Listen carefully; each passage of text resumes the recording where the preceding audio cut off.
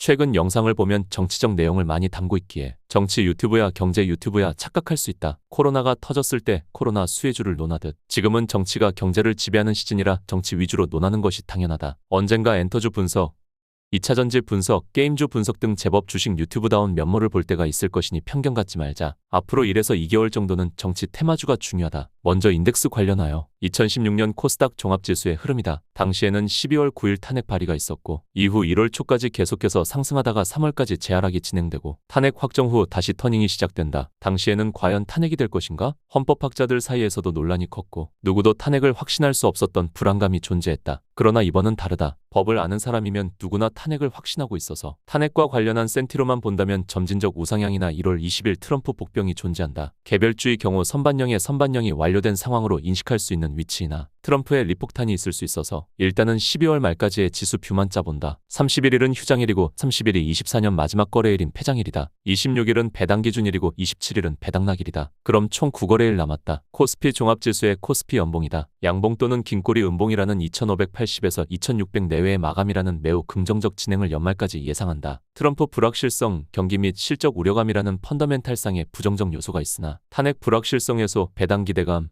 소외 증시, 신정부 기대감, 상법 개정 등 센티멘탈상의 긍정적 요소도 많기에 코스닥 지수 역시 740포인트 이상 상승할 가능성을 보고 있다. 지수에 연동한 수익을 내는 것은 코스피의 경우 코덱스 레버리지 코스닥은 코덱스 150 레버리지가 종목보다 확률이 높다. 지수 투자를 한다면 하나의 지수보다는 둘 다 사는 것이 가장 좋다. 지수 뷰의 경우 대강을 그려는 놓아야 행동이 되니 예상해보는 것이고 시간까지 맞추는 것은 신의 영역이다. 12월에 달성을 못해도 연초에는 가능할 수 있다 정도의 개념으로 분할 관점의 대응이 필요하다. 지수보다 높은 초과 수익을 노리는 것은 테마다. 원래대로라면 대선은 2년 뒤에 찾아올 이슈였는데 갑자기 나타났다. 예상치 못한 돌발 이슈가 발생하면 시장은 놀라고 놀람은 늘 과열로 반영되는 것이 증시의 역사다. 이재명 관련주의 경우 선발주가 전부 투자 경고 상태라는 과열이다. 단기 흐름만 놓고 판단하면 아마도 대선주 역사에서 가장 과열된 구간이 아닌가 싶다. 인테마와 정책 테마로 나눠봐야 한다. 인테마 중 이재명 관련주, 거래대금 합으로는 대장주 섹터이나 대장주급은 거의 다 투자 경고 상태이다. 특히 오리엔트 전공은 금요일 장중 7일 연속 상한가였고 거래 정지를 2번이나 당한 상황이다. 대장주급은 급락을 이용하여 당일 단타만 봐야 하는 초과열 국면이고 후발주의 경우 상대적으로 부담이 덜하나 대장주급보다만 덜할 뿐 꽤 심한 이격 상태이다. 이재명 인테마의 경우 유동성 대장임에도 당일 단타 외에는 배제한다. 이는 테마의 기본 원칙을 깨는 행동이기도 하다. 테마는 대장주를 잡은 상태에서 후발주를 보는 것이라는 게 내 테마 매매의 기본 원칙인데 이재명주는 민주당 테마라는 큰 틀에서 볼 때 관련주가 많기에 순환이 도는 구조라 굳이 대장주 매매에 집착할 필요는 없다. 그 외 잠룡 관련주 야권에서는 우원식과 김동연이 있다. 이재명 공선법 2심 판결도 유죄일 경우 이재명은 끝이다. 정치적 판결이 될 것이라 결론의 예측은 불가하다. 3심이 있으나 시간 끌기용이고 2심이 유죄일 경우 대안주자가 필요하다. 이 대안으로 경기도지사인 김동연만 거론되어 오고 있었는데 금요일 장마감 후 한국갤럽의 정치인 신뢰도 조사에서 우원식 국회의장이 당당히 1위를 하며 차기 잠룡으로 급부상하였다. 아직 우원식 테마는 만들어진 것이 아니다. 금요일 시간회가 첫 반응에 해당하기에 효성호 MB 및 뱅크웨어 글로벌 흐름을 통해 관찰해야 한다. 야권에서는 한동훈 대안으로 거론되는 인사가 오세훈과 홍준표다. 오세훈의 경우 현직 서울시장이다. 만약 서울시장을 버리고 대선을 나온다면 대선도 안 되고 서울시장도 민주당에 상납하는 꼴이 될 것이라 출마 가능성 낮다고 보인다. 홍준표 역시 지는 선거 2번이나 나갈 이유가 없기에 대구 시장직 유지할 것으로 보인다. 안철수의 경우 과거와 달리 세력이 없다. 김무성은 비박계의 대표주자로 과거 옥새 파동을 끝으로 정치의 생명이 끝나기 전까지는 유력한 대권 후보였다. 그렇기에 복귀하기도 전에 관련주가 있는 것인데 우원식과 마찬가지로 테마가 형성된 것이 아닌 형성될지 모르니 관찰이 필요한 정도이다. 전방, 디지털조선,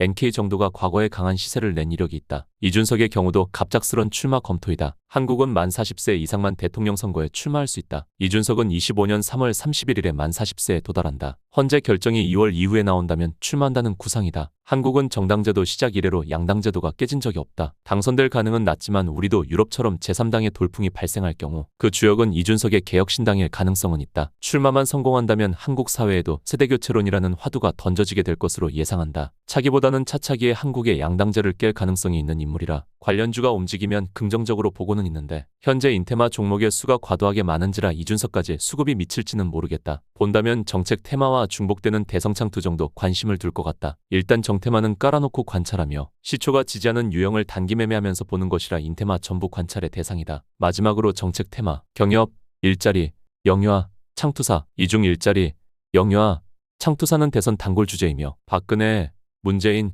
윤석열까지 10년 넘게 크고 작은 파동을 만들어왔다. 셋 다 여야 공동의 정책이라 늘 반응하는 습성을 가진 것이고 경협의 경우 민주당만의 정책이다. 여야 공동 정책이 안전해 보이나 윤석열 때 생각해보면 국힘 단독 정책인 원전주가 가장 강했다. 민주당으로 정권 교체가 되면 원전에 대응하는 신재생이 강할까? 트럼프 악재가 상존하고 있기에 원전 대안의 테마는 경협일 가능성을 봐야 한다. 물론 경협은 실제 민주당이 정권을 가지게 되고 최소 반년 이상의 시간은 지나야 하는 것이라 26년에나 가능성이 있는 영역이다. 주식은 꿈을 먹고 사는 것이라 위 4개의 테마 중 경협을 가장 긍정적으로 본다. 이미 영상과 블로그에서 경협 관련주에 대해 계속 말했기에 저점 보유하고 있을 수가 있다. 급등락을 하며 추가 상승할 것으로 본다. 경협은 전범위 일자리는 윌비스, 위즈코프, 에스코넥 정도, 영유아는 메디앙스, 캐리소프트, 창투사는 대성창투, 미래에셋벤처투자 정도 관심이다. 최근 거래량을 기준으로 본 것일 뿐 유동성 터지는 것이 있으면 그걸 대상으로 봐야 하기에 관종은 다 관찰해야 한다. 돈 벌기 좋은 구간이니 다른 때보다 많은 노력을 해서 관찰하자. 정책 테마건 인테마건 변동성이 약한 것은 없다. 종목이 워낙 많은 상황이라 최소 10개 이상의 종목을 10분할한다는 사고로 접근하되 변동성이 심하니 차익도 병행한다는 전략을 수립한다면 불장의 효과를 느낄 수 있고 단순히 인덱스나 대형주 위주의 매매만 한다면 아직은 뜨거운 장의 느낌을 받을 수 없을 것으로 본다. 계절의 온도는 계절이 정하는 것이 아니라 내 위치가 정할 때가 있다. 내 영상이나 글을 보고 있는 사람들은 일단 정책 테마를 포함한 정치 테마에서 놀면 된다. 오늘 갭이 클 경우 장초에 숏전환하는 페이크성 하락 가능성도 존재한다. 금일 흐름이 부정적일 경우 속지 말자. 이상 이슈 맛집 내일 같은 날이었다.